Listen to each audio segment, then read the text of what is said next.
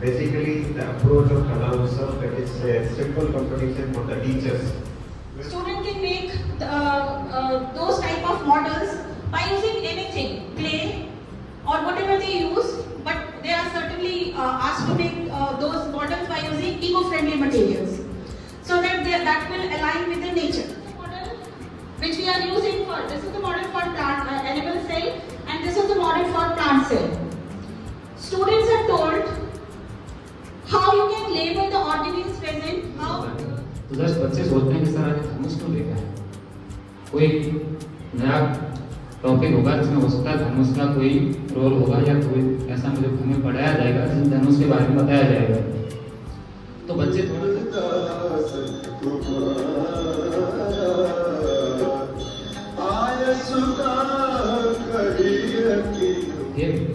स्वामी शिव जी का धनुष तोड़ने वाला वही केवल एक दास तुम्हारा, कोई आपका ही एक सेवक है, आपका ही कोई दास है। आए मॉडल्स के रूप में सर मैं संगीत से किया कट का मतलब होता है लकड़ी और पुतली का मतलब होता है गुड़िया, यानी लकड़ी की गुड़िया जिसे हम डोरी के सहारे चलाते हैं और इससे विभिन्न नाटकीय कहानियां प्रस्तुत की जाती है जिनमें सामाजिक संदेश भी छुपा होता है। दूसरा है गहन निर्वाह कृषि और तीसरा है वाणिज्यिक खेती। अच्छा किसान दादा, आप मुझे ये बताओ कि क्या जो आज टीवी में दिखाते हैं ड्रोन, ट्रैक्टर, सेंसर, क्या सच में खेती इतनी बदल गई? यारी किसान की मेहनत सबसे न्यारी, लकड़ी की डोरी नाचे पुतली, बताए किसान की बातें असली, कभी बैल कभी ट्रैक्टर चाले। मनोरंजन को देखते हुए इनका यूज किया है कि बच्चे इस कला को भी जानेंगे और साथ में इसको देखते हुए पूरा चैप्टर वो सीखेंगे।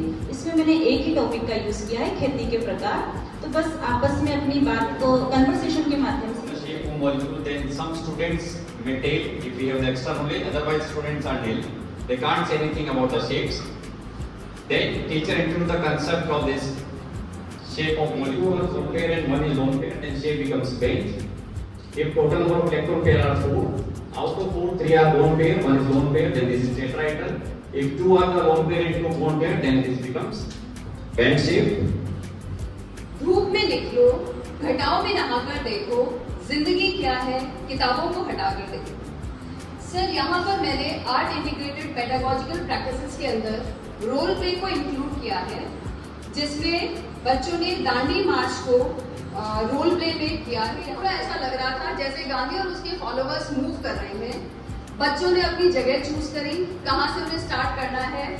बच्चे इन्वॉल्व हुए थे जब उन्होंने देखा कि फीमेल्स ने लिकर शॉप्स की पिकेटिंग करी थी, तो वो उस चीज को भी अच्छे से प्रेजेंट करना चाह रहे थे। तो हमने कैंटीन के एरिया को चूज किया, जिसमें कैंटीन को बंद करते हुए दिखाया। सबने अमीरों की गाथा है, गांधी, नेहरू, पटेल, सुभाष की धनी चारों ओर है छाई, देशभक्ति की जोत जलाकर भारत माँ को शीश नवाकर आजादी हमने। एजुकेशन पॉलिसी है, नेशनल एजुकेशन पॉलिसी हमें बताती है कि जो हमारे जो सब्जेक्ट्स हैं उस सब्जेक्ट्स को हम अपने जो सांस्कृतिक भारतीय परिवेश से जोड़ते हुए विद्यार्थियों में एक इंटरेक्शन पैदा करें, एक प्रकार की जिज्ञासा पैदा करें उस विषय वस्तु के बारे में हमें जानने का। यह सेशन को इंटरेक्टिव करने का, उसके लिए हमें सिर्फ ये देखना है कि बच्चे इससे कैसे जो है जुड़े। हमारा मेन मोटिव ये है, क्योंकि क्लासरूम टीचिंग तो हम सभी करते हैं, लेकिन हमारा सब्जेक्ट प्रैक्टिकल है। हम लोग पेंटिंग करवाते हैं, बच्चों को इंटरेस्ट आता है।